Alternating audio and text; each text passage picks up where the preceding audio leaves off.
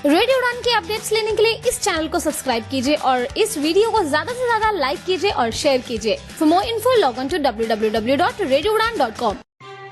या दोस्तों नमस्कार, आदाब, सत श्री अकाल। एक बार फिर से स्वागत आपका banking on the blind series के एक नए एपिसोड। आज हम बात करेंगे लीगल राइट्स की, legal right for the blind in banking. तो हर तरह के आपके सवाल को आज हम डील करेंगे। ये एपिसोड बहुत इम्पोर्टेंट है। जो लोग बैंकिंग एस्पिरेंट हैं या वहाँ काम कर रहे हैं, बैंक एम्प्लॉइज हैं, रिटायर होने वाले हैं, और एक जो आप लोगों का सवाल बार बार आ रहा है कि बैंकों में रिजर्वेशन इन प्रमोशन क्यों नहीं, क्या वो है, नहीं है, कब लागू होगी, उस पर भी हम चर्चा करेंगे। इस पर बात करने के लिए हमेशा की तरह विविवा की टीम हमारे साथ है। विविवा यानी visually impaired bank employees welfare association. तो विविवा से प्रेसिडेंट राजेश असुदानी जी, वंशी जी जो एग्जीक्यूटिव वॉलंटियर हैं, सेक्रेटरी परवेज जी, तीनों हमारे साथ हैं। आप तीनों का रेडियो उड़ान पे बहुत बहुत स्वागत। धन्यवाद। थैंक यू राजेश भाई, और सभी श्रोताओं को नमस्कार। Thank you Danish and hi to all participants. Rajesh भाई, सबसे पहले आपसे शुरू करते हैं जी।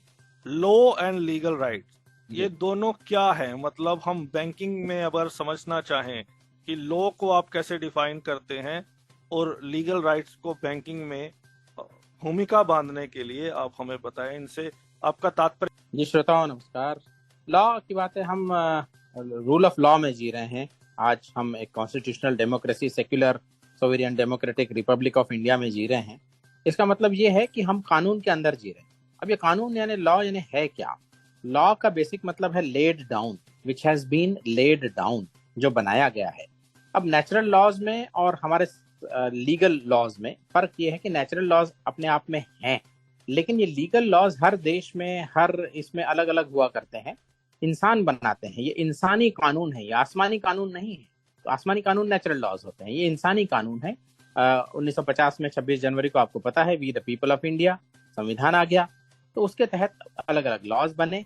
तो अब चाहे आप बैंक में हो, चाहे ब्लाइंड व्यक्ति हो बैंक में, जिससे हम आज सरोकार रखते हैं इस एपिसोड में विविवा जो है, तो लॉ के अंतर्गत हमारे पास क्या क्या प्रोविजंस हैं, अधिकार हैं, कर्तव्य हैं, जो भी हैं। तो अब ये लॉ क्या है ये हमको समझना जरूरी है कि लॉ हम किसको कहते हैं। अब लॉ मैं सामान्य भाषा में बताऊं तो दानिश जी, ऐसा है कि जब शादी होती है तो 7 फेरे होते हैं, है ना। वो गाना है ना, ऐसे कैसे कन्या अर्पण कर दे तन भी मन भी, है ना, जब तक पूरे ना हो फेरे 7। तो वो फेरे 7 लॉ के भी फेरे 7 होते हैं। 7 चीजें होती हैं जो लॉ में इंक्लूडेड होती हैं। अब वो क्या है 7 चीजें?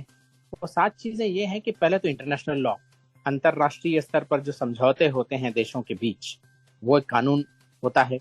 वो सीधे तरह से लागू नहीं होते हैं हम पर, लेकिन किसी न किसी तौर से लागू होते हैं। जैसे मैं आपको बताऊं कि UNCRPD जो है, United Nations convention on the rights of persons with disabilities, जो 2007 में पारित हुआ, तो ये अंतरराष्ट्रीय कानून है। उसके बाद आपका संविधान, जिसकी मैंने बात की, कॉन्स्टिट्यूशन ऑफ इंडिया, जो कि which is the law of the land, जो सबसे बेसिक कानून है हमारा, ये हो गया 2।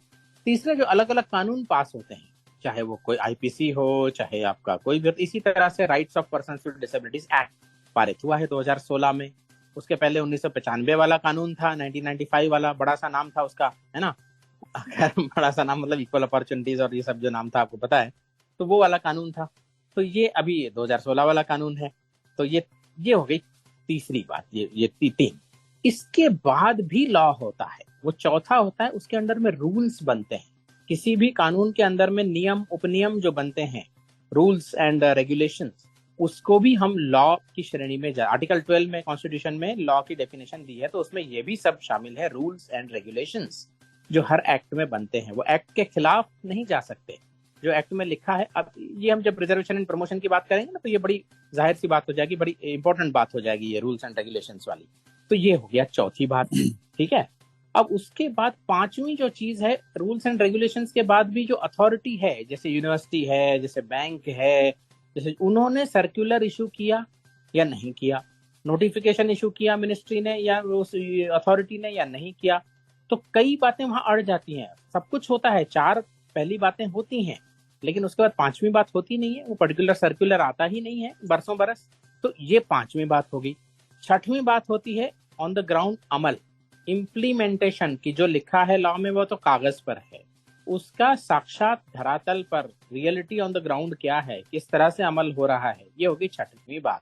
और सातवीं बात होती है जब अमल नहीं होता या फिर कोई विवाद होता है या कोई केस होता है तो केस लॉ, अदालत क्या कहती है, प्रेसिडेंट क्या है, कौन सा केस लॉ है, केस में क्या डिसाइड हुआ, ये है सातवीं बात। इन सातों को हम लॉ कहेंगे। तो ये लॉ के साथ हैं, इसके सिवा कुछ नहीं होता है। ये सातों चीजें मिलके बनती हैं लॉ। तो राजेश भाई ये भी बता दीजिए हमें कि जो लीगल राइट्स की आप बात कर रहे हो, लॉ की बात कर रहे हो, क्या वो रिक्रूटमेंट से ही शुरू हो जाता है? जी बिल्कुल, बिल्कुल। मैं ये बताना चाहूंगा कि हमारी सारी गतिविधियां जो हैं वो कानूनी ढांचे में होती हैं। तो बैंकिंग की जब बात करते हैं हम, ब्लाइंड इन द बैंकिंग, तो recruitment to retirement everything is governed by the law, there are provisions in law.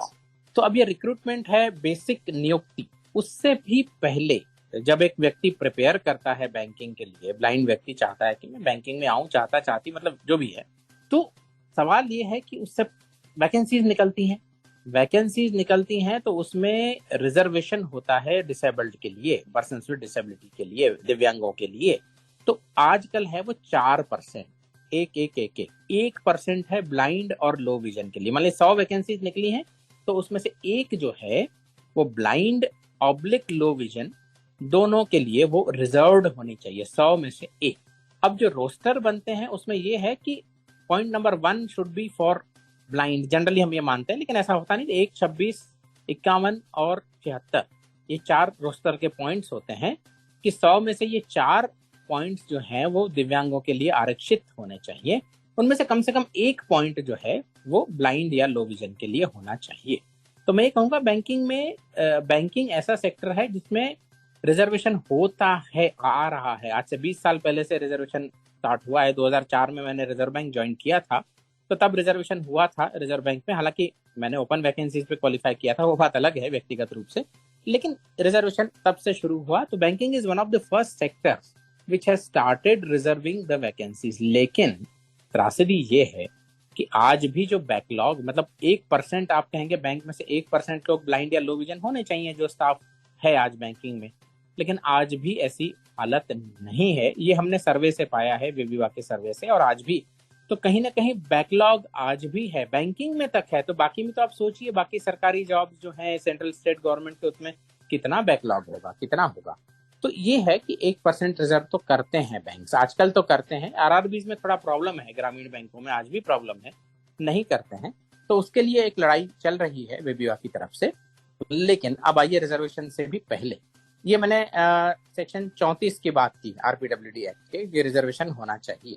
उससे पहले सवाल ये है कि जब व्यक्ति एग्जाम देंगे तो राइटर लेंगे, स्क्राइब लेंगे, और आप तो जानते हैं स्क्राइब आजकल बड़ा ज्वलंत मुद्दा है।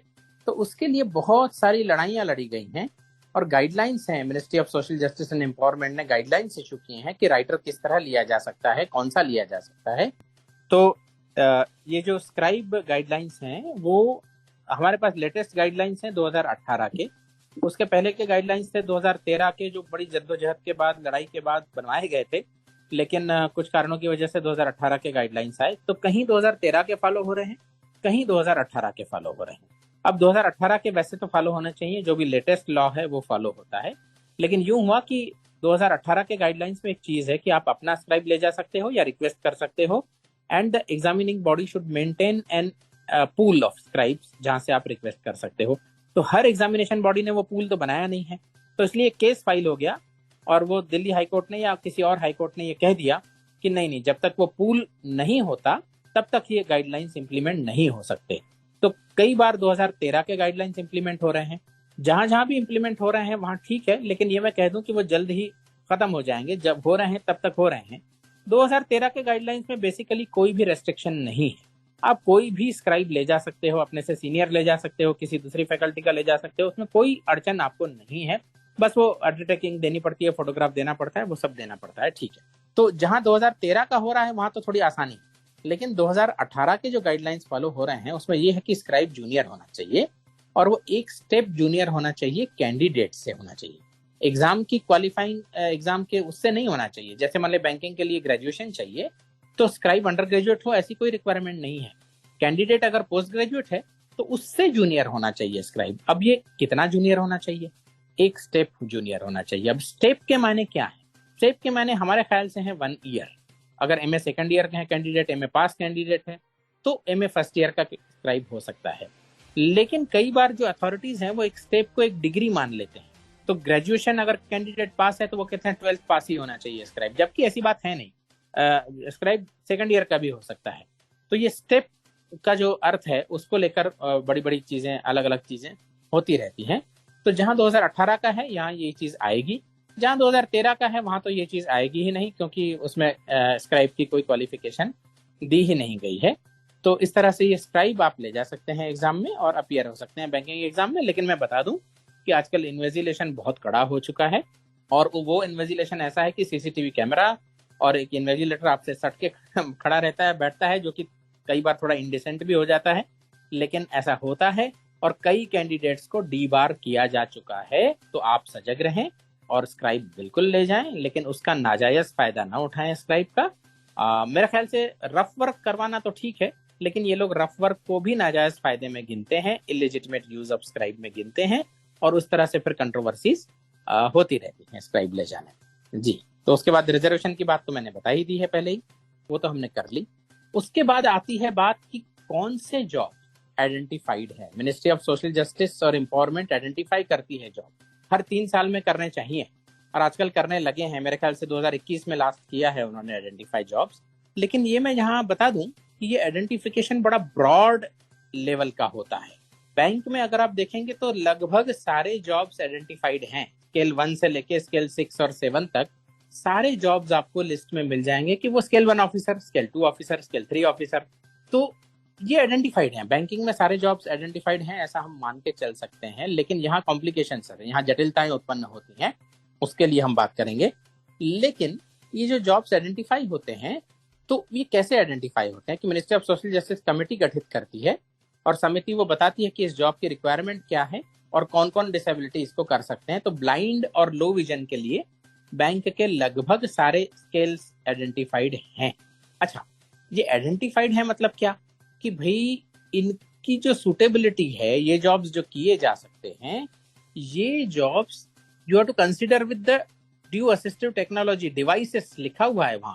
तो वहां असिस्टिव टेक्नोलॉजी आ गई कि आपको असिस्टिव टेक्नोलॉजी के साथ देखना है कि ये काम कर पाएंगे या नहीं। जैसे रीडिंग राइटिंग एक रिक्वायरमेंट होती है, लेकिन आप ब्लाइंड तो रीड और राइट नहीं कर सकता प्रिंट में, लेकिन असिस्टिव टेक्नोलॉजी के साथ अगर आप देखेंगे तो रीड एंड राइट कर सकता है। तो इस तरह से वहां क्लियरली लिखा हुआ है, लिस्ट ऑफ आइडेंटिफाइड जॉब्स का जो कवरिंग लेटर होता है उसमें ये चीज लिखी हुई है कि suitability has to be considered with appropriate assistive devices. तो ये चीज होती है। अब आइडेंटिफिकेशन का क्या मतलब है? आइडेंटिफिकेशन का मतलब है कि जो आरक्षण होना है 4%, उनकी जो नियुक्तियां होनी है आरक्षित जॉबों की, वो इन जॉब्स में होनी है आइडेंटिफाइड। 4% किसका? टोटल वैकेंसीज का 4%, ना कि आइडेंटिफाइड जॉब्स का 4%। ये बहुत बड़ी कंफ्यूजन रहता है ये। तो टोटल वैकेंसीज का 4% रिजर्वेशन होना है। 100 वैकेंसीज निकलती हैं, उसका 4 वैकेंसीज रिजर्व होंगी, एक ब्लाइंड और लो विजन के लिए। लेकिन आइडेंटिफाइड होंगी सारी पोस्ट, ऐसी बात नहीं है। में से हो सकता है कि 100 में से 20 ही आइडेंटिफाइड हो, तो वो 4 जो नियुक्तियां होंगी वो 20 में होंगी, लेकिन 4 वो 100 का 4 होगा। ये बहुत क्लियर, सुप्रीम कोर्ट ने बहुत क्लियरली ये रवि प्रकाश गुप्ता और बाकी केसेस में ये बात बोली हुई है कि आइडेंटिफिकेशन जो है वो सारी वैकेंसीज को मिला के आइडेंटिफिकेशन होगा, और जो नियुक्तियां होंगी वो आइडेंटिफाइड जॉब्स होंगी। तो ये बहुत बड़ी चीज है जिसको हमको ध्यान में रखना चाहिए।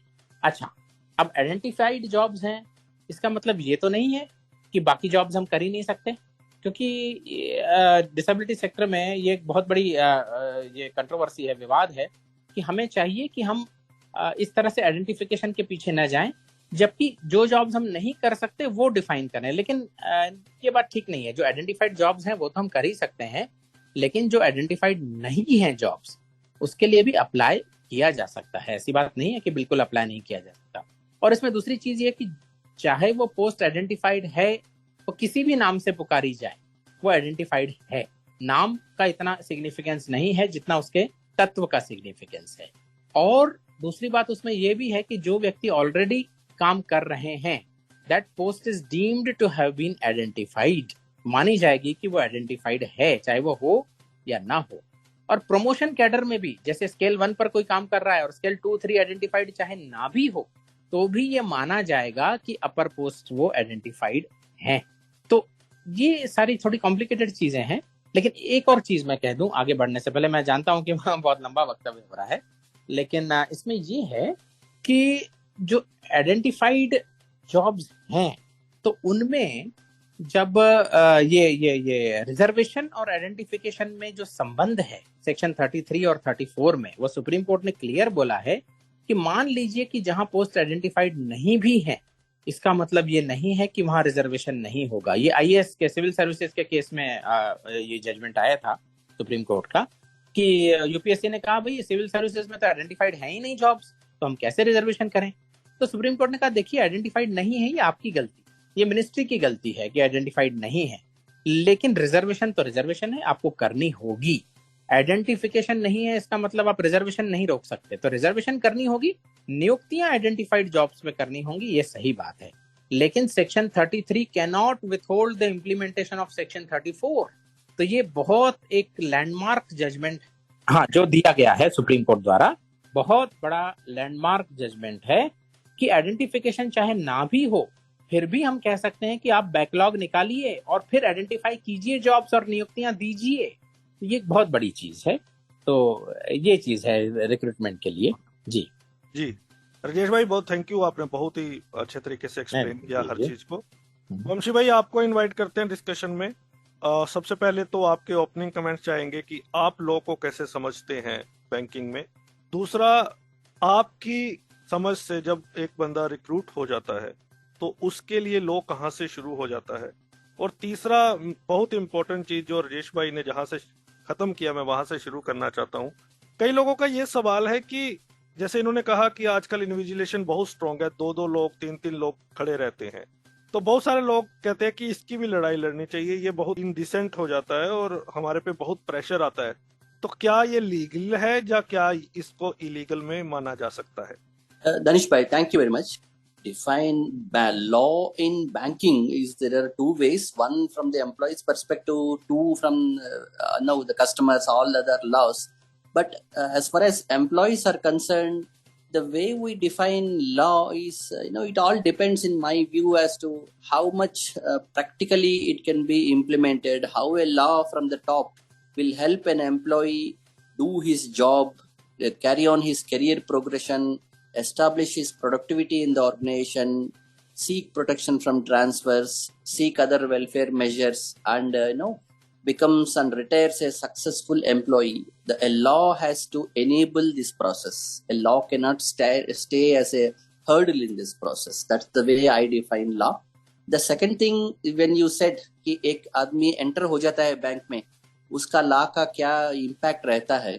See, there are three standards here. One, as Rajesh sir has already said, whether the job itself is identified or not. Thankfully, MSJI का जो latest list है 2021 January, Rajesh sir said in detail कि banking job 1 से लेके 6-7 तक it is identified. So वहाँ it is clarified that a banking job right from an officer to CGM is identified. Now, at the next level, internally an organization, the RPWD Act and the Ministry of Finance Guidelines 2014 clearly say that every employer should identify jobs that are suitable to be performed by each category of disability. When we talk about identification here, the identification is not about whether a banking job is suitable for the blind or not. Here the job identification means which job in the bank can be performed by a blind person, which job in the bank is suitable for a low vision person. So this is the next level of identification कि SBI या Union Bank of India, Canara Bank में क्या काम कर सकते हैं. This should be done by the employer as per the RPWD Act. For example, a clerk joins the bank. 99.9% of clerks in general outside disability, they work in cash, but blind person does not work in cash.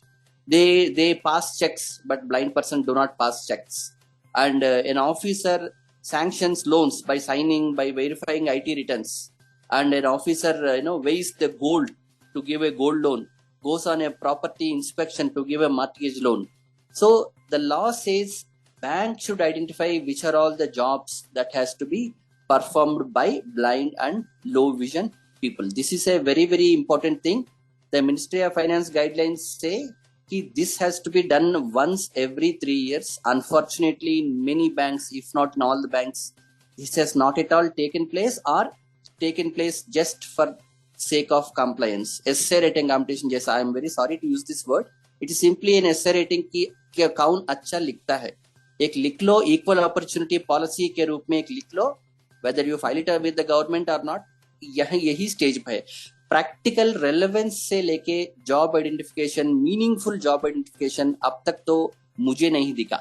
So this is number one. and banks are doing it, or banks have to do it with a meaningful implication, number one. And number two, the Ministry of Finance guidelines also clearly say that when you take up the exercise of job identification internally in the organization, it is necessary that you should have representation from each kind of disability to be part of that committee, so that the meaningful exercise can happen, which I don't think is happening. I don't think Correct. at all. This all is said in the 2014 circular, Vamshi, isn't it? Yeah, 10 years, sir. 10 years Yeah. now. November 2014, DOPT November issued the circular. 2014 is the time where MOF has issued to banks. Yes, DOPT, yes, March, if you recollect, yeah. it is in March. So March, yeah. full 10 years complete. But still that exercise is yet to be done by the bank, right? Yes. So as a result of this, one, there is ambiguity कि किस roles देना चाहिए, नहीं देना चाहिए. Two, since there are no meaningful roles given to the blind people or low vision people, it is seriously hampering their career progression. Because important जो चीजें है, loan sanctions, gold, cash, ये चीज नहीं दे सकते हैं. आजकल many banks are saying unless you do those crucial roles which we feel is important, you will not be promoted. So Correct. this job identification ka jo ambiguity or lack of exercise, it is not only hurting in terms of job satisfaction, but it is also having its impact on the career progression of blind people also. And the second thing which Rajesh sir has said is this job identification should be done taking into consideration, number one, assistive technology that is being provided. Blind हो तो whether JAWS दे रहे, scanner दे रहे, OCR software दे रहे, low vision हो तो screen magnifier, handheld magnifier, ये चीज दे रहे या नहीं, right? And what if the next level, what is the accessibility of the IT environment? I work in a bank, whether the website, intranet sites, portals, dashboards, are they accessible with JAWS? And if they are accessible, what is the task I am doing? For example, I have to do a file noting. I can search in a dashboard everything, but when it comes to signing, when it comes to someone else signing and giving it to me, what is the accessibility of the tasks, the entire work ecosystem? ये भी एक चीज है जो job identification में इसको भी factor करके जॉब आइडेंटिफाई करना चाहिए. And the last question that you said Danish, invigilation का, if 3 people stand all around me and ask me to write an exam, I'll simply say, boss, I'm sorry, I'll look for some other job. ये नहीं चलेगा, ये simply नहीं चलेगा. If you want, you can videograph along with the audio, then go through it. But 3 लोग वहां खड़े होके देखना, it should be disallowed. If you are a woman, I'm just going one step forward, it should be disallowed with more intensity. This should not be allowed. आपका क्या take है Rajesh sir इस पर? देखिए, ऐसा है कि इन्विजिलेशन पर से इन इटसेल्फ तो लीगल है. आप इन्विजिलेटर लगा सकते हैं, कोई दिक्कत नहीं है. आप सीसीटीवी रिकॉर्डिंग भी कर सकते हैं, लेकिन आपको साइटेड की भी करनी पड़ेगी. फिर ऐसा नहीं कर सकते कि आप सिर्फ ब्लाइंड की करो और साइटेड की ना करो. ऐसी बात नहीं है. चीटिंग तो साइटेड अलग अलग. ब्लाइंड तो राइटर से चीटिंग करेगा, साइटेड तो अपने अंडरवियर में कागज ला सकते हैं, उसमें क्या करोगे आप? तो ये आपको अगर सीसीटीवी करना है तो सबका करना पड़ेगा, साइटेड का भी करना पड़ेगा, और हमारा भी करना चाहते हो आप तो कर लो, कोई दिक्कत नहीं है.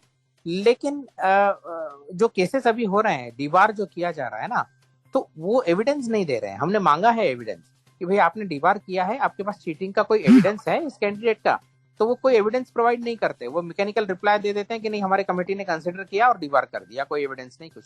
एग्जैक्टली. तो ये गलत है. I know personally 2 candidates तो उन्होंने मुझे कहा कि हमें डिबार कर दिया है। तो वो कहता है कि भाई मेरे को आप जो कसम खिलानी है खिलाइए, मैंने एक भी क्वेश्चन की मदद नहीं ली, मैंने क्वेश्चन ही लिमिटेड अटेम्प्ट किया है बहुत, और वो मेरे सही हो गए हैं। तो भाई मैंने बोला कि सारे तो यही बोल रहे हैं, मैं तुम पे कैसे विश्वास करूं? तो उसने कहा कि भाई मैं कसम खाने को तैयार हूं, आप मेरे को ले जाओ, उनको बोलो मेरे सामने पेपर चेक कर लो, मैंने ऐसा कोई क्वेश्चन ही अटेम्प्ट नहीं किया जो ब्लाइंड नहीं कर सकते। तो मैंने बोला फिर कोर्ट जाइए। तो वो कहता कि भाई ये झंझट में नहीं कोई पड़ रहा, ना तो मेरे पास पैसे है और बहुत लंबा प्रोसेस है। तो ऐसी सिचुएशन में क्या आपको लगता है कि इसके लिए भी कोई ऑर्गेनाइजेशन बेस पे मैकेनिज्म होना चाहिए? क्योंकि हर बार आदमी नहीं अफोर्ड कर पाता लॉयर। नहीं, मैं समझ सकता हूँ, व्यक्तिगत रूप से कोर्ट जाना बहुत आसान बात नहीं है। अदालत और अस्पताल की सीढ़ी कोई नहीं चढ़ना चाहता है। लेकिन अगर कोई ऐसा कैंडिडेट या ऐसी कैंडिडेट है जो कॉन्फिडेंट है कि मैंने कोई चीटिंग नहीं की है, तो हमारे सेक्टर में बहुत बड़े बड़े एनजीओज हैं, 3, 4, 5, 6, उनका काम है कि इस तरह के केस फाइल करें। हम तो विविवाद बहुत छोटा एनजीओ है हमारा, लेकिन अगर ऐसा कैंडिडेट हमारे पास भी आए तो हम भी कोशिश करेंगे केस फाइल करने की, ऐसी बात नहीं है। हाँ, लेकिन वो 100% श्योर होना चाहिए वो कैंडिडेट कि मैंने राइटर की कोई नाजायज हेल्प नहीं ली है। क्यों कि अगर वो सीसीटीवी प्रेजेंट कर दें और उसमें एक भी घटना ऐसी आ जाए कि राइटर ने कुछ हेल्प की है, तो सारा केस कोलैप्स हो जाए, पूरी तरह केस कोलैप्स हो जाए। तो इसलिए वो एक भी ऐसी घटना नहीं आनी चाहिए। लेकिन हमने मांगा था, हमारे जो कैंडिडेट डिबार हुए थे हमारे पास आए, हमने उनसे एविडेंस मांगा आईबीपीएस से, उन्होंने कोई एविडेंस नहीं दिया। तुरंत 1 हफ्ते बाद रोबोटिक मेल भेज दिया कि नहीं साहब, हमारी कमेटी ने कंसिडर किया आपका रिप्रेजेंटेशन और आपको डिबार कर दिया गया। लेकिन अब कैंडिडेट कोर्ट में जाने की हिम्मत करते नहीं है, क्योंकि कहीं ना कहीं कुछ ना कुछ तो थोड़ी बहुत हेल्प तो हो ही जाती है राइटर की, इसमें पब्लिकली भी बोलने में। नहीं, अगर हेल्प नहीं भी हो, जैसे आपने पहले कहा, it's very tedious process to go to court. जी, वो तो है ही है, वो तो सही बात है। तो इसलिए अगर कोई कैंडिडेट ऐसा है तो बिल्कुल कोर्ट में उसको पूरी सहायता मिलनी चाहिए किसी न किसी द्वारा कि वो कोर्ट में जाया जाए। ज्यादा कोर्ट जाने की बात है तो किसी न किसी एनजीओ को ही इंटरवीन करना चाहिए। इंडिविजुअल लेवल पे तो बहुत मुश्किल है। और जहां तक ये एक्सेसिव ये आपका इन्विजिलेशन की बात है, तो अगर कोई कैंडिडेट बिल्कुल श्योर है, कॉन्फिडेंट है अपने को लेकर और अपने स्क्राइब को लेकर, तो वो प्रोटेस्ट उसको करना चाहिए कि 3-3, 4-4 लोग आप ऐसे नहीं खड़े कर सकते। बिल्कुल, एक बहुत है। या तो आपको इतना अगर इन्विजिलेशन करना है तो सारे कैंडिडेट्स तो ये तो आप लोगों को रिप्रेजेंटेशन देनी चाहिए ना, कि आप 3 लोग क्यों खड़े कर रहे हो, आप एक करो नहीं ना। ये तो इंडिविजुअली देखना पड़ेगा ना, क्योंकि आप ये देखिए, ये सारा डिपेंड करेगा कैंडिडेट। तो उस टाइम पे डर होता ना, मुझे निकालना दे पेपर से। नहीं, पर इंडिविजुअल कैंडिडेट थोड़ा आगे आके हम तक पहुंचे तो सही कि हमारे पास 3 लोग खड़े थे। ये आप तक बिल्कुल पहुंचना चाहिए। तो पहला लेवल तो कैंडिडेट का ही होगा ना, सेकंड लेवल पे हमारे पास आ सकता है, थोड़ी बात तो कर ही सकते हैं। जी बमशी जी, आप कुछ ऐड कर रहे थे? Yeah, I mean, I think CCTV recording is already happening for the entire exam hall. If someone wants, they can have an audio recording of the scribe discussion between the scribe and the candidate, match it with the CCTV. So I'm sorry, CCTV. Then go by it. But the onus should be on the organization, the employer, the banks which are recruiting. They should give at least prima facie evidence, whether it is a technological evidence like a footage, or is simply the subject to discretion of the invigilator. They simply say that our invigilator has filed a report. मैंने देखा है 2-3 cases, तो वो हमारे invigilator ने report file की है कि आपने ऑन लाइटर नोट वो पीएमएलए कोर्ट की तरह है कि ओनस आपके ऊपर है, आप this is not allowed. Acceptable. They should prove कि we have used the writer in an unfair manner, and then they should prove it basically. Right. तो वंशी जी, हम यहाँ तक तो पहुंच गए। अब हमने प्री स्टेज भी डिस्कस कर ली, रिक्रूटमेंट भी डिस्कस कर ली, स्क्राइब को भी डिस्कस कर लिया। अब हम आपसे जानना चाहते हैं कि जब एम्प्लॉय हो जाता है तो उसके लिए किस तरह की फैसिलिटीज हैं, किस तरह का रीजनल अकोमोडेशन है, और क्या प्रोवाइड करवाया जा रहा है उनको ये सब?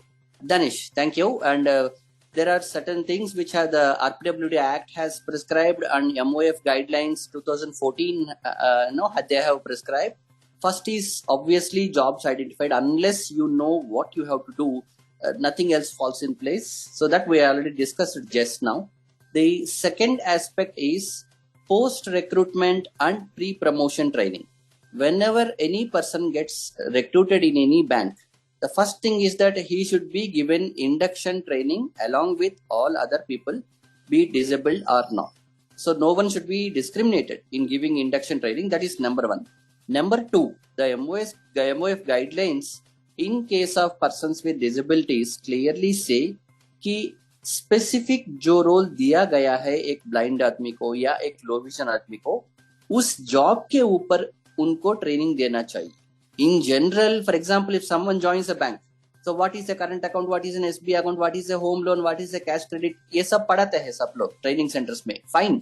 But if you are posted as a loan recovery officer, then the employer has to give you specific training on doing that role of a loan recovery officer or some other may help you counter or some other follow up role in a zonal office. So job specific training होना चाहिए. And number two, they should also give you pre promotion training. जब भी promotion के लिए जाते हैं PWD के लिए, pre promotion training along with SC ST लोग ये भी करना चाहिए. Next, when we go to the technology part, most important thing inevitable is provision of assistive technology. blind लोगों को JAWS screen reader and scanners, OCRs, and low vision लोगों को screen magnifiers and handheld magnifiers. And the another thing which we always discuss is provision of human assistance. That means एक आदमी एक reader देना चाहिए employee को, but again this should be little subjective, because if I want to pass a cheque, 1 crore का cheque है मेरे पास, I need to see whether the cheque is original, whether the signature is tallying, whether the person before me is the same person. ये काम कोई reader बोलेगा मैं करूंगा, नहीं, यहाँ रीडर नहीं चलेगा. But for example, if I am doing an administrative file noting in any bank where there is no risk involved, यहाँ human assistance देना चाहिए. So technology provision and human assistance ये तो होना चाहिए, पर human assistance के बारे में हमारे लिए कोई clearly laid down law नहीं है. Unfortunately, it is nowhere defined, it is nowhere prescribed. Therefore, in many cases, it is not happening. In most cases, rather, it's not happening.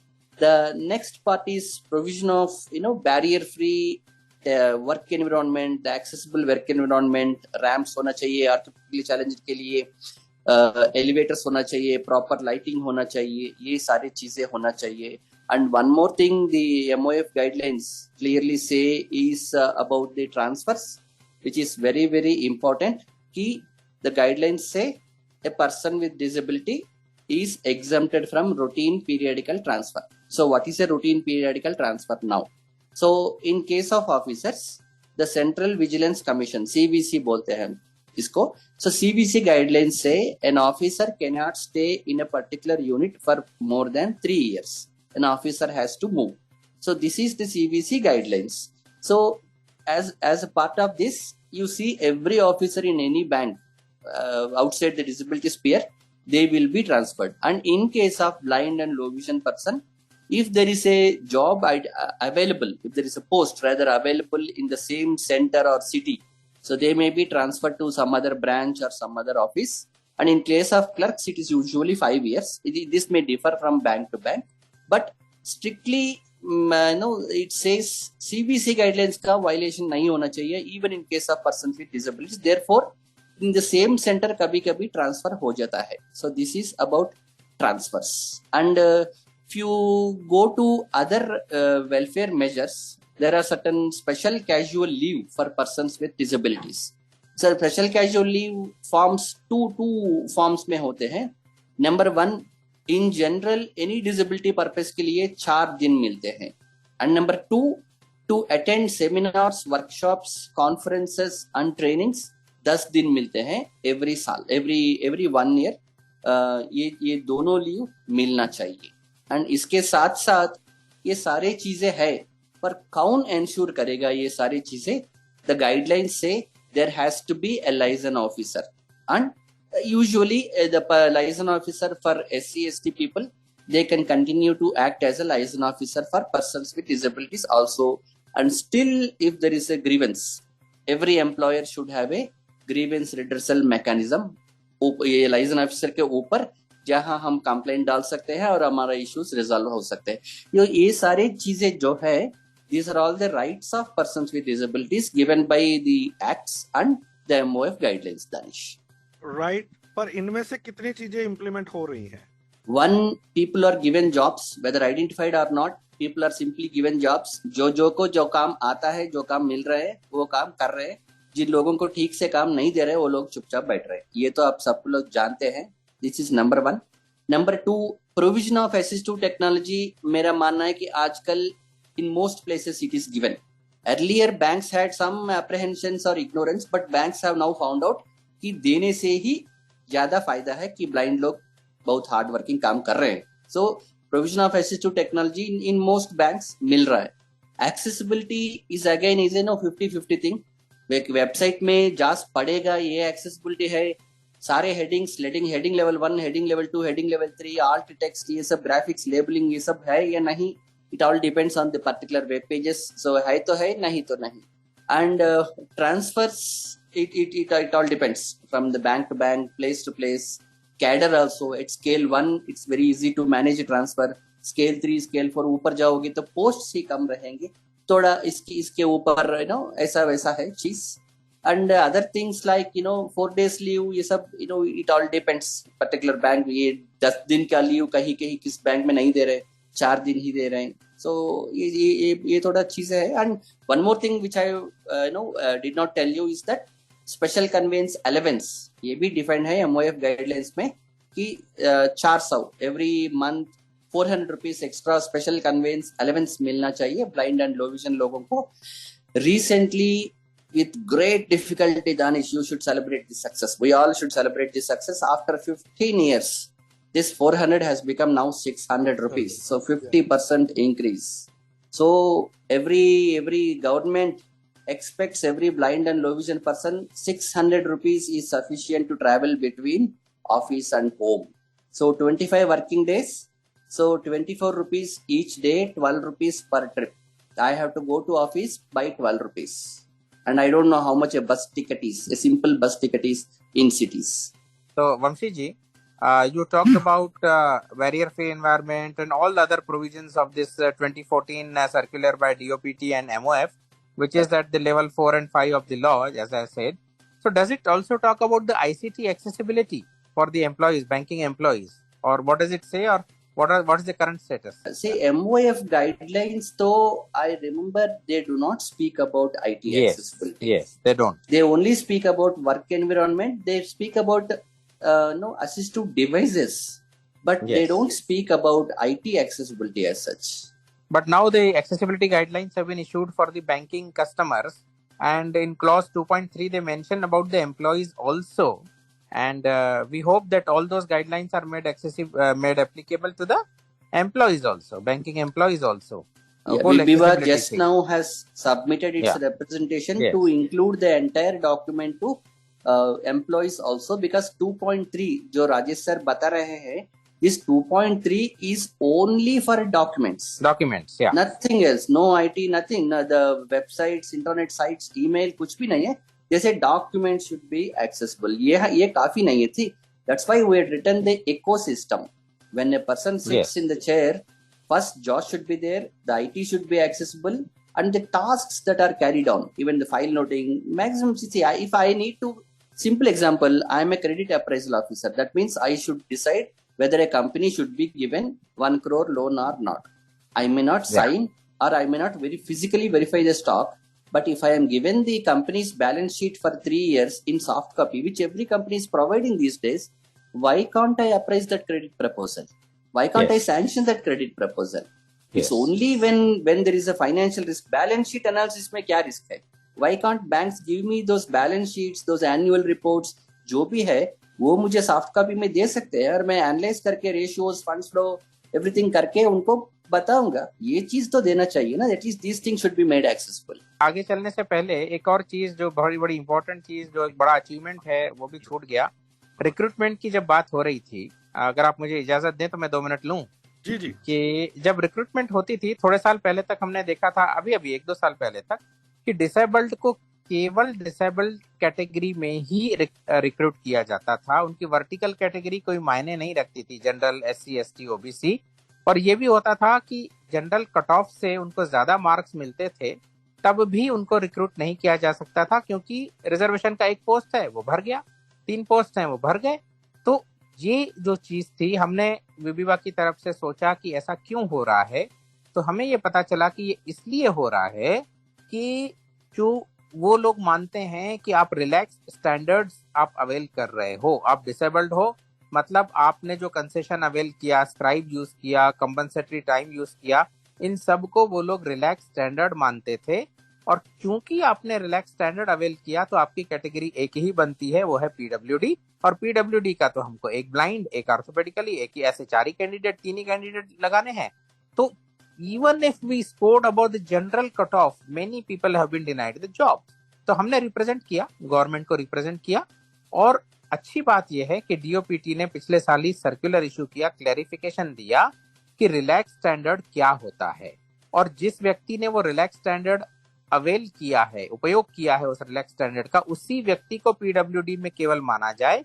जिसने नहीं किया है रिलैक्स स्टैंडर्ड का उपयोग, उसको उसकी वर्टिकल कैटेगरी में ही सम्मिलित किया जाए।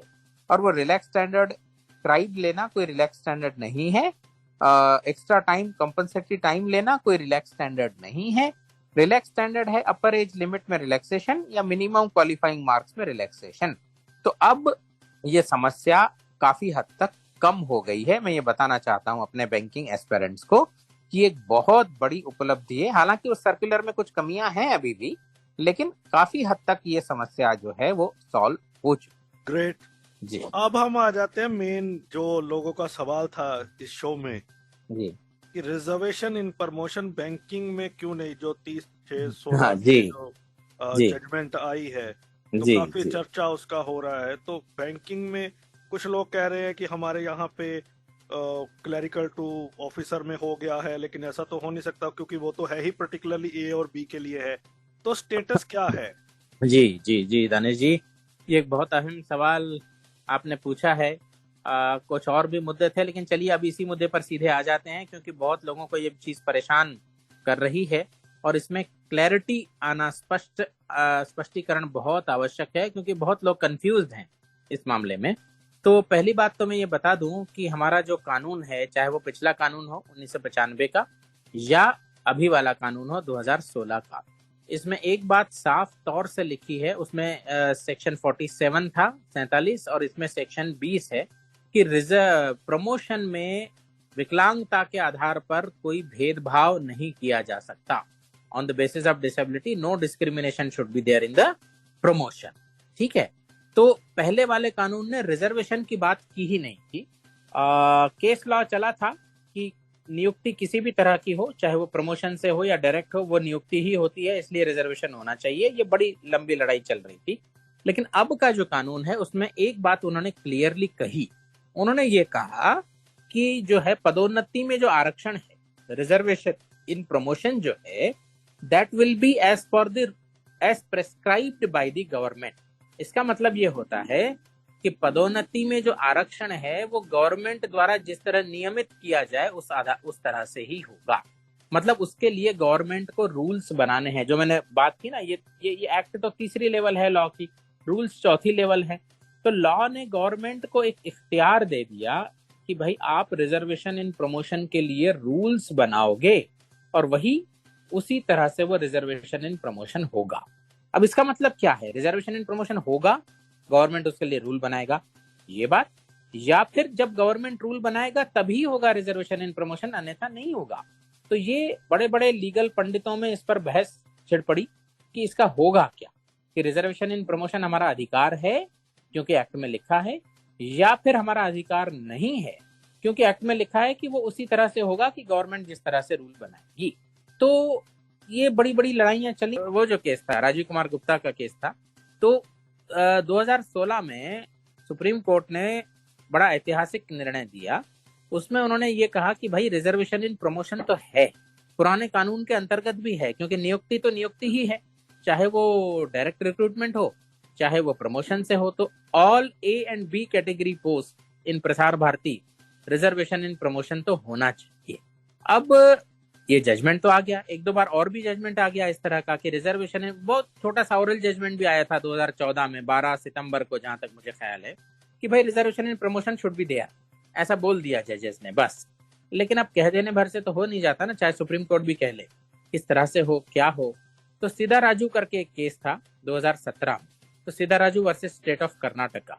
तो सुप्रीम कोर्ट ने कहा कि नहीं नहीं नहीं भाई, ये तो कुछ गड़बड़ हो गई है, ये हमने कह तो दिया है राजीव कुमार गुप्ता में, लेकिन ये लार्जर बेंच कंसिडर करेगा कि ये कैसे होगा, रिजर्वेशन इन प्रमोशन होगा या नहीं होगा। क्योंकि आप जानते हैं कि इंदिरा सावने एक बहुत बड़ा केस हुआ था 1992 में 93 में मंडल कमीशन के जमाने में।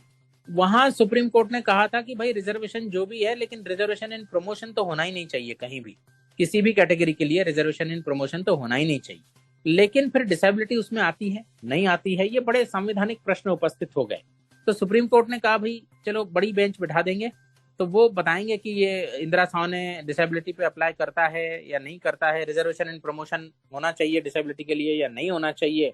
भाई भेदभाव न होना एक अलग बात है, डिस्क्रिमिनेशन न होना एक अलग बात है कि आपको कॉल किया जाएगा इंटरव्यू के लिए, डिसेबिलिटी के आधार पे आपको अलग नहीं किया जाएगा, आपको राइटर दिया जाएगा, ये सब दिया जाएगा, लेकिन रिजर्वेशन होना एक अलग बात है। तो ये हुआ कि भाई उन्होंने रेफर कर दिया लार्जर बेंच को। अब जनवरी 2020 में सुप्रीम कोर्ट की लार्जर बेंच ने डिसाइड कर लिया कि नहीं साहब, सब ठीक है, Rajiv Kumar Gupta is correct, reservation in promotion तो होना चाहिए डिसेबल्ड के लिए। इंदिरा सावने हम पर अप्लाई नहीं होता है, हॉरिजॉन्टल रिजर्वेशन पे अप्लाई नहीं होता, ये वर्टिकल हॉरिजॉन्टल मैं उसमें अभी नहीं जाऊंगा, लेकिन सुप्रीम कोर्ट ने सीधे तौर पे कह दिया कि भाई रिजर्वेशन इन प्रमोशन तो जो है वो होना चाहिए डिसेबल्ड के लिए। अब आप जान लीजिए बात को कि राजीव कुमार गुप्ता ने क्या कहा था कि ए और बी कैटेगरी सब में होना चाहिए रिजर्वेशन। तो हमें उम्मीदें बन गई, सबको उम्मीदें बन गई कि अब रिजर्वेशन इन प्रमोशन तो आ गया, क्लास 1 में, क्लास 2 में, क्लास 1 में ए और बी सब कैटेगरी में आ गया। लेकिन अब नए कानून ने क्या कहा कि रिजर्वेशन इन प्रमोशन ऐसे होगा जैसे गवर्नमेंट नियम बनाएगी। तो भाई गवर्नमेंट ने नियम बनाने चाहे और फाइनली 17 मई 2022 को गवर्नमेंट ने नियम बना दिए। वो नियम हैं, उस नियमों में सीधे सीधे ये कहा गया है कि रिजर्वेशन इन प्रमोशन तो होगा डिसेबल्ड के लिए, लेकिन वो होगा till the entry level of class 1 jobs. इसका मतलब ये है कि देखिए क्लास 3 और 4 में तो पहले भी था रिजर्वेशन इन प्रमोशन 1995 के कानून में और गवर्नमेंट रेजोल्यूशन के हिसाब से क्लास 3 और 4 में तो पहले भी था। अब ये हो गया कि वो बढ़ गया, वो हो गया क्लास 3 से 2 और 2 के बीच 2 में अलग अलग पोस्ट होती हैं, और क्लास 2 से क्लास 1 में एंट्री लेवल पर यहां तक रिजर्वेशन इन प्रमोशन अब है। आज की कानूनी स्थिति ये है कि क्लास 1 की एंट्री लेवल पर, ये क्या होती है, बैंकिंग के संदर्भ में मैं बात करूं तो असिस्टेंट से स्केल 1 ऑफिसर के लिए जो एग्जाम होती है, क्लरिकल टू ऑफिसर, उसमें रिजर्वेशन इन प्रमोशन होना चाहिए, जो कि पहले नहीं था। लेकिन उससे आगे रिजर्वेशन इन प्रमोशन नहीं है। Scale 1 to 2, 2 to 3, 3 to 4, 4 to 5, 5 to 6, 6 to 7, इनमें कहीं भी रिजर्वेशन इन प्रमोशन इस समय नहीं है। क्लास 3 से, क्योंकि बैंकिंग में क्लास 2 होता ही नहीं है, ये मजे की बात है। गवर्नमेंट में क्लास 2 होता है, बैंकिंग में सीधे क्लास 1 बन जाते हैं आप, असिस्टेंट के बाद ऑफिसर बन जाते हैं आप, क्लास 2 ऑफिसर नहीं बनते, तो तुच्छाधिकारी बन जाते हैं बैंकिंग में आप। तो ये वहां पर रिजर्वेशन इन प्रमोशन है और वो अमल में आना चाहिए। इसके लिए बीबीबा भी प्रयत्नशील है, हम कोशिश कर रहे हैं कि ये बिल्कुल सुप्रीम कोर्ट और गवर्नमेंट द्वारा बोली गई बात है कि क्लास 3 से क्लास 1 के लिए रिजर्वेशन इन प्रमोशन बैंकिंग में होना ही चाहिए। तो ये स्थिति इस समय रिजर्वेशन इन प्रमोशन की है। अब इसमें एक और चीज जुड़ गई, लोगों ने कहा भाई राजीव गुप्ता का जजमेंट कब का है, वो है 30 जून 2016 का। कानून कब का है, कानून भी है 2016 का। गवर्नमेंट नियम बनाएगी, लेवल देखिए कानून है लेवल 3 लॉ की, जो मैंने 7 फेरे बताए, कानून तीसरे फेरे में है ना। रूल बनाएगी गवर्नमेंट, चौथा फेरा। अब चौथा फेरा, तीसरे फेरे और चौथे फेरे में यार 6 साल रुकोगे तो शादी तो होगी नहीं ना ऐसे तो ये तो गलत बात है। तो ये चौथा फेरा लिया गया 17 मई 2022 को, गवर्नमेंट ने रूल बना दिए। तो लोगों ने कहा ये 17 मई 2022 से क्यों अमल में आए, अमल में तो 30 जून 2016 से आना चाहिए। गवर्नमेंट ये अपना जजमेंट तो था 2016 का। सुप्रीम कोर्ट में चले गए लोग, बिल्कुल अच्छी बात है, सुप्रीम कोर्ट ने कहा बिल्कुल सही बात है, गवर्नमेंट रूल नहीं बना रही, इसके लिए ये थोड़ी है, गवर्नमेंट को तो रूल बना तुरंत बनाने चाहिए थे। तो reservation in promotion is applicable from 2016। तो अब लोगों में बड़ी उत्सुकता निर्माण हो गई कि भाई अब क्या होगा, हमें तो प्रमोशन मिला नहीं, 2016, 17, 18, 19, 20, 21, 22, 23 हो गया, हमें तो मिला नहीं। तो वो सर्कुलर सीधे तौर पे ये बात करता है कि नोशनल प्रमोशन दिया जाएगा ऐसे लोगों को, ये मान के कि रिजर्वेशन था, क्योंकि प्रमोशन एक्सरसाइज तो हो गई ना, प्रमोशन तो मिल चुका, जिनको मिलना था, जिनको नहीं मिलना था ना मिला। लेकिन अब वो सर्कुलर ने सीधे तौर पे ये बात कही है, दिसंबर 2023 में डीओपीटी ने सर्कुलर इशू किया है कि भाई आप ये मान लो कि 2016 से रिजर्वेशन था प्रमोशन में, उस आधार पे क्या होता, जिनको मिलता उनको आप प्रमोशन दे दो। जैसे दो तरह से प्रमोशन मिलता है, एक परफॉर्मेंस बेस्ड और एक एग्जाम बेस्ड। तो जहां एग्जाम नहीं था, सिर्फ परफॉर्मेंस बेस्ड था, वहां तो आप मान के चलो कि रिजर्वेशन था, जिनको मिलना चाहिए था सीनियरिटी के हिसाब से उस रिजर्वेशन में, वो उनको दे दो। जहां एग्जाम थी, तो वो एग्जाम जिन्होंने दी और वो नहीं क्वालिफाई हो पाए नॉर्मल में, तो ये मान के चलो कि 3-4 वैकेंसीज रिजर्व थी 100 में से, और उनको आप प्रमोशन दे दो, या आप दोबारा फ्रेश एग्जाम भी ले सकते हो। तो ये मैकेनिज्म है। लेकिन अब ये प्रमोशन दोगे तो कैसा दोगे? ये नोशनल प्रमोशन कहते हैं इसको लॉ की भाषा में। नोशनल मतलब क्या, कि आप प्रमोशन तो दे दोगे, लेकिन उनको पैसा नहीं दोगे आप, क्योंकि वो जॉब तो वही कर रहे थे ना बिना प्रमोशन वाला, पहले वाला। तो आप प्रमोशन दे दो उनको, सीनियरिटी दे दो, बिल्कुल दे दो, लेकिन पैसे की जहां तक बात है, तो पैसा तो अभी से मिलेगा, जब से उनको प्रॉपर प्रमोशन आपने दिया तभी से उनको पैसा मिलेगा, पुराने का पैसा नहीं मिलेगा, नोशनल प्रमोशन केवल उनको मिलेगा। तो ये इस तरह का सर्कुलर है। अब ये बैंकों ने अमल में लाया है या नहीं लाया है, ये हम जानने की कोशिश कर रहे हैं। हम आरटीआई फाइल कर रहे हैं कि भाई रिजर्वेशन एंड प्रमोशन आपने अमल में लाया है, और यह सर्कुलर के बाद आपने 2016 से लाया है या नहीं लाया है, ये हम जानने का प्रयास वेबीवा की तरफ से अभी कर रहे हैं। तो ये रिजर्वेशन एंड प्रमोशन के मामले में थोड़ी जटिल स्थिति है, लेकिन मैं समझता हूं कि मैंने जो बताई है तो लोगों के मन में कुछ स्पष्टीकरण आया हो। बिल्कुल। तो कुल मिला के आप ये कह रहे हो कि जब आप स्केल 1 हो जाते हो तो आप ऑलरेडी ए क्लास में चले जाते हो बैंक में। जी जी। तो क्योंकि ये लोअर रैंक की प्रमोशन है, तो फिर वो तो है ही है, इसके ऊपर तो वो बात करता ही नहीं है। हाँ, इसके बाद लोग कहते हैं कि आगे भी होनी चाहिए प्रमोशन, रिजर्वेशन एंड प्रमोशन, हम भी मानते हैं उसकी कि तो होनी फाइट चाहिए, चल रही है, और लेकिन हाँ लड़ाई चल रही है उस पे सिर्फ 2016 ही नहीं, बल्कि एक और पिटीशन फाइल हुई है कि 1996 से मिलना चाहिए। जी जी जी। इसके ऊपर मैंने एक डिटेल्ड शो किया है, अगर अच्छा। लोग चाहें तो जी। आप बिल्कुल वो सुन सकते हैं। उसमें 1995 से लेके आज तक का स्टेटस और आज के बाद की कौन कौन सी पिटीशन लगी हैं उसके जी। ऊपर डिटेल्ड है। तो जिसको भी इच्छुक है, जो इस जटिल मुद्दे को और गहराई से समझना चाहते हैं, बिल्कुल उसी के ऊपर ही, तो वो रिजर्वेशन इन प्रमोशन सर्च करेंगे तो रेडियो उड़ान के चैनल पे आपको मिल जाएगा। तो एक और बात दानेश जी, एक और प्रोविजन के बारे में मैं यहाँ थोड़ा बता दूं, वो ये है कि एस्कॉर्ट, जो ह्यूमन असिस्टेंस की बात हुई ना, तो एस्कॉर्ट जो है ये एक गवर्नमेंट ऑफ इंडिया का सर्कुलर है कि जो भी गवर्नमेंट एम्प्लॉइज हैं उनको ऑफिशियल टूर या ट्रेनिंग के लिए एस्कॉर्ट दिया जाए। अच्छा, बहुत अच्छा सर्कुलर है। कई बैंकों ने इशू भी किया है, एसबीआई से लेके आरबीआई से लेके इंटरनली भी इशू किया है बैंकों ने ये सर्कुलर। तो अब उसमें लेकिन थोड़ी जटिलताएं ये हैं कि वो सर्कुलर बड़ा ही कंडीशंस, शर्तें डाल देता है कि पहले तो वो जाके मेडिकल अथॉरिटी से सर्टिफाई करवाएं कि हमको एस्कॉर्ट की जरूरत है। दूसरे, एचओडी का डिस्क्रिप्शन रहेगा कि ये ट्रेनिंग या टूर बहुत जरूरी है इस एम्प्लॉय के लिए और उसको एस्कॉर्ट दिया जाए। तो ये दो शर्तें उसमें डाल दी गई हैं जो कि बहुत मुश्किल होती हैं। अब ये मेडिकल अथॉरिटी वाली बात, तो ये एक तो हमारे पास डिसेबिलिटी सर्टिफिकेट है, यूडीआईडी है, उसके बाद भी हम अगर एस्कॉर्ट के लिए फिर से मेडिकल अथॉरिटी के पास जाएं तो वो क्यों लिख के दूं भाई आपको। और कितनी दूभर चीज है ये कि बार बार मेडिकल अथॉरिटी के पास जाना। तो क्या पहली बार जाया जाए, एक बार वो सर्टिफाई कर दे तो हमेशा लागू होगा, या बार बार हमें भेजा जाएगा? ये भी एक बड़ी अजीब सी बात है। तो और दूसरी बात यह है कि एचओडी का जो डिस्क्रिप्शन है, फिर वही यहाँ बात अड़ जाती है कि एचओडी अगर ठीक है तो कहेगा हाँ भाई ले जाइए एस्कॉर्ट, नहीं है तो कहेगा नहीं ले जाइए। और उसमें यह है कि कंसेशनल टिकट भी आप जहां तक हो सके बुक करें। अब ये बात है कि टूर का इंटीमेशन बैंकों में तो एक दिन पहले ही मिलता है कि आपको जाना है तो तत्काल में जाना होता है कई बार, तो वहां कंसेशनल टिकट तो मिलेगा नहीं। तो ये सारी जो शर्तें हैं इन पे कुछ होना चाहिए। हमारा प्रयास जारी है कि भाई disability certificate is enough to justify the need for the escort. HOD का डिस्क्रिप्शन भी जरूरी नहीं, अगर ट्रेनिंग या टूर जरूरी है तो फिर एस्कॉर्ट भी जरूरी है। और कंसेशनल टिकट का भी कंडीशन, वो भी बेजा कंडीशन है कि अगर कल ही जाना है मुझे तो कहां से कंसेशनल टिकट मिलेगा, मैं तो तत्काल में जाऊंगा। तो ये एस्कॉर्ट की सुविधा तो है, लेकिन इतनी वो जटिल बना दी गई है कि बहुत मुश्किल हो जाता है कई बार एस्कॉर्ट ले जाना, और इसको सिंप्लीफाई किया जाना चाहिए। ये हमारा प्रयास रहेगा आगे। बिल्कुल। तो I think we have covered in detail और सभी मुद्दों पर हमने बात की। अब एक एक करके मैं चाहूंगा कि आप कंक्लूड करें, अपने क्लोजिंग रिमार्क्स भी दें, और जो इस डिस्कशन में आप कुछ रखना चाहते हैं जो अभी तक नहीं आया है, जो ऐड ऑन करना है, तो आप करें, क्योंकि ये पॉडकास्ट काफी लंबा हो रहा है। तो वामशी जी, आपसे शुरू करते हैं। Yeah, Danish, I have a good news and I have a bad news.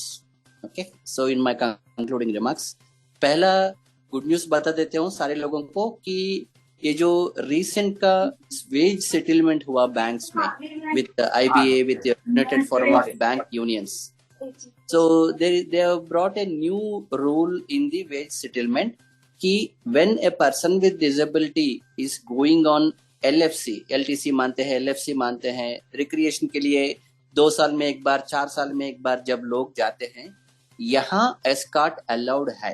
पहले नहीं था, अभी इस वेज सेटलमेंट में अलाउड है, but we are yet to receive the specific circular from either IBA or from our internal banks, but it also again puts some conditions कि it says there should not be any adult accompanying the person with disability and no one who is entitled to the LFC उसके साथ जाना चाहिए। So literally it means if a blind आदमी, single blind आदमी जा रहा है, उसको मिलेगा, नहीं तो नहीं। This is the crux of the aspect and the HOD के ऊपर again discretionary। But हमारा यहाँ ये मानना है कि for example there is a couple, blind couple, wife and husband दोनों ब्लाइंड है, बच्चों के साथ जा रहे हैं या ये वो दोनों ही जा रहे हैं, why not provide an escort? How can you simply say adult?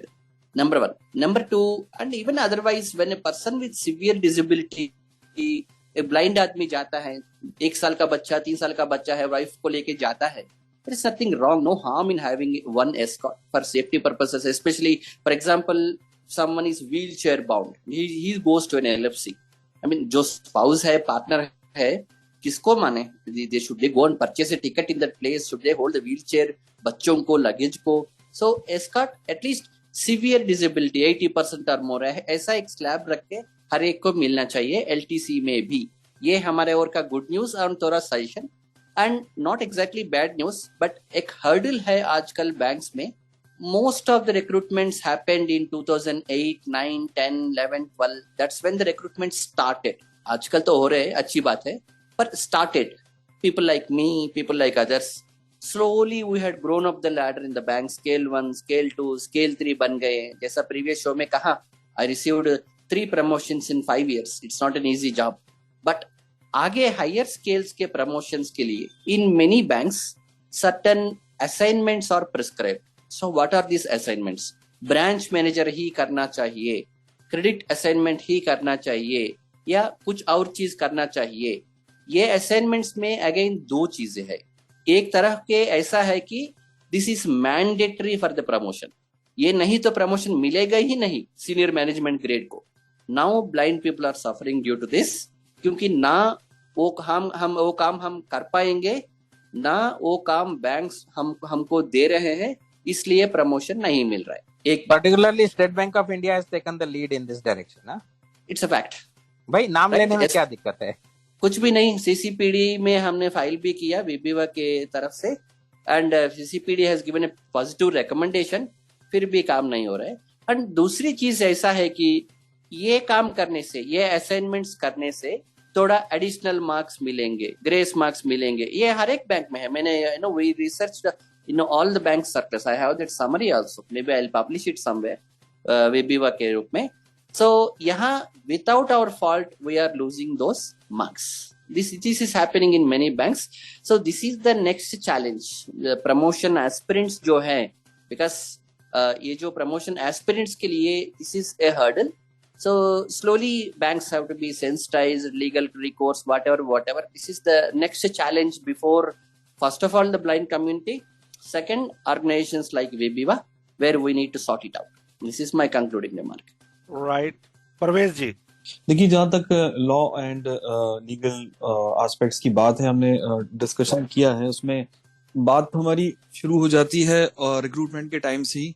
Recruitment में हमें रिजर्वेशन है, उसके लिए अवेयरनेस होना चाहिए जो लोग बैंकिंग सेक्टर में एस्पिरेंट्स हैं। फिर स्क्राइब की हमने बात की है, उसको लेके कुछ रूल्स एंड रेगुलेशंस हैं, उसके बारे में लोग अवेयर रहें। 2 गाइडलाइंस है 13 और 18, कौन सा इम्प्लीमेंट हो रहा है उसको लेके लोग समझें।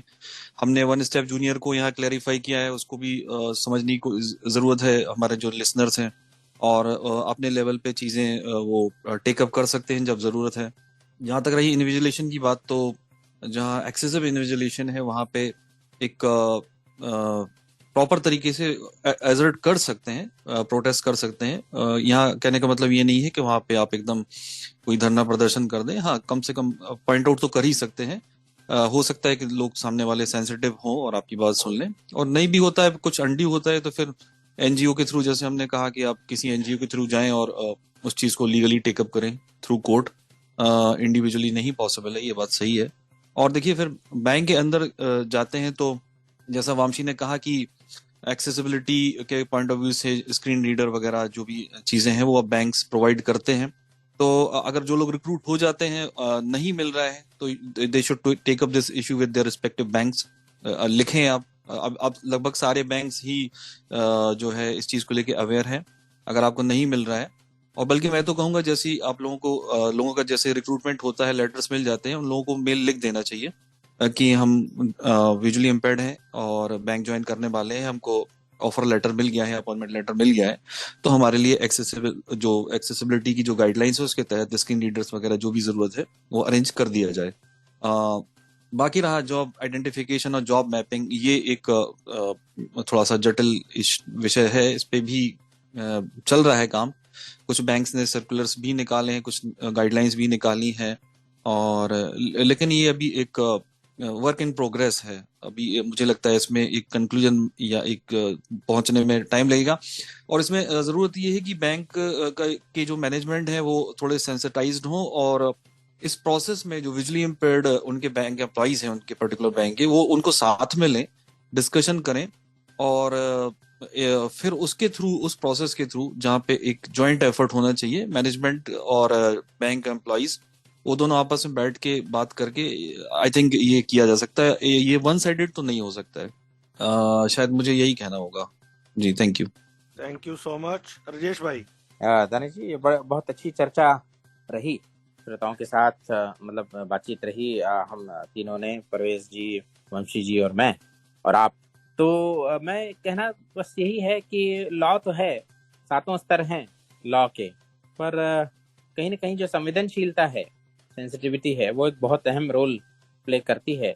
और मैंने तो ये देखा है कि जब हम चीज़ें कोडिफाई करते हैं, लॉ में लाते हैं, तो कहीं ना कहीं वो संवेदनशीलता एक समाप्त हो जाती है, और वो जो लॉ है रोबोटिक हो जाते हैं लोग। लेकिन लॉ अपनी जगह ज़रूरी भी है, वो होना भी चाहिए, और हमें चाहिए कि लीगल तरीके से हम चीज़ करें। और ये हमने इस बार का समय नहीं था, लेकिन किस तरह से कंप्लेंट की जाए, किस तरह से सीसीपीडी के पास जाया जाए, कभी और बात होगी इस पर। लेकिन लीगल तरीके से रिजॉल्व करें। लेकिन legal truth one of the truths है। जो 7-8 तरह के ट्रुथ होते हैं जिंदगी में, सच्चाइयाँ होती हैं, तो एक कानूनी सच एक सच है। तो हम, अगर हमारी समस्या कानूनी सच से हल होती है, तो हम उस तरह से हल करें। और कानून की कौन सी लेवल पे हमको, कई बार चीजें 1, 2, 3 लेवल पे तो ठीक होती हैं, 4-5 लेवल पे आके रुक जाती हैं। कोई सर्कुलर, कोई ऑर्डर इशू नहीं होता है कंसर्न अथॉरिटी द्वारा। तो बात वही संवेदनशीलता की आती है कि उनको मिलके हम थोड़ा संवेदनशील करें, या फिर कानूनी तौर से कोर्ट में जाएं, सीसीपीडी के पास जाएं, वो भी हो सकता है। लेकिन जैसा व्यक्तिगत रूप से बहुत मुश्किल सी चीज है, तो दोनों बातें हैं, लॉ एंड कंपैशन, दोनों अगर चीजें मिल जाएं समाज में, तो काफी कुछ हो सकता है। तो हमें लीगल और एक्स्ट्रा लीगल तरीकों से, इलीगल तो नहीं कहूंगा मैं, लीगल और एक्स्ट्रा लीगल तरीकों से कार्यशील रहना चाहिए। और जो भी समस्या उत्पन्न होती है दिव्यांग के जीवन में, दिव्यांग कह देने से नहीं, मेरे ख्याल से नारा बुलंद होना चाहिए, दिव्यांग को दिक्कत नहीं होनी चाहिए कहीं भी। तो इस तरह से अगर हम सॉल्व करें चीजें सद्भावना और कानून से, तो काफी चीजें हल हो सकती हैं, ऐसा मुझे लगता है। राइट, बिल्कुल आपने बड़ा सही कहा अंतिम में कि हम कंप्लेन फाइल वाला छोड़ दिया है। तो अगला शो हम करते हैं how to file complaints with regard to banking. उसके ऊपर हम एक डिटेल शो करेंगे, तो वो सेपरेट होगा, तो लोगों को एक वो शो मिल जाएगा जिसमें सिर्फ हम कंप्लेन से रिलेटेड ही बात करेंगे। जी। थैंक यू सो मच आप तीनों का ज्वाइन करने के लिए। हमने हर एस्पेक्ट पे बात की। उम्मीद है कि इस शो से काफी लिसनर्स को बेनिफिट होगा। और एक आपका और रेडियो उड़ान का बहुत बहुत धन्यवाद दानिश जी कि हमें ये प्लेटफॉर्म दिया। दानिश भाई बहुत बहुत धन्यवाद जी। बिल्कुल, thank you so much for having us in this show. And it's our email ID आप प्रिविलेज। अनाउंस कर दीजिए कि जिनको भी कोई भी आपकी मेंबरशिप लेनी है या विवा से जुड़ना है तो किस ईमेल पे आपके साथ बात कर सकते हैं। ये बहुत ही सिंपल है, कॉन्टैक्ट विविवा, CONTACT कॉन्टैक्ट विविवा @gmail.com, या फिर दूसरा है विविवा membership, VIBEWA विविवा MEMBERSHIP membership @gmail.com। तो अगले सप्ताह मुलाकात होगी किसी और पर्सनैलिटी के साथ, किसी और टॉपिक पर। दीजिए इजाजत, सुनते रहिए रेडियो उड़ाना, flight of life. Bye bye.